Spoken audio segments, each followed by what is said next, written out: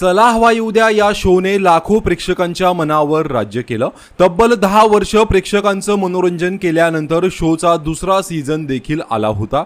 हा शो संपल्यानंतर त्यातील कलाकार अनेक सिनेमांमध्ये सध्या दिसत आहेत, पण या शोने जिला कॉमेडी क्वीन अशी ओळख मिळवून दिली ती श्रेया बुगडे मात्र कुठेच दिसत नाहीये आणि त्यामागचं कारण देखील तसंच आहे। कारण चला हवा येऊ द्या हा शो संपल्यानंतर पासून श्रेया बुगडेला काम मिळत नसल्याची खंत तिने आता व्यक्त केली आहे।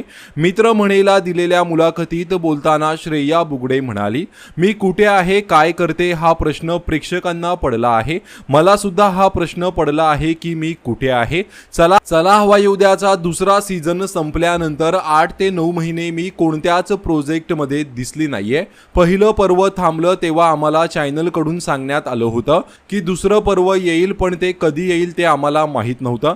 जेव्हा थांबलो होतो तेव्हा मी ठरवलं होतं की जाणून बुजून आपण एक ब्रेक घ्यावा।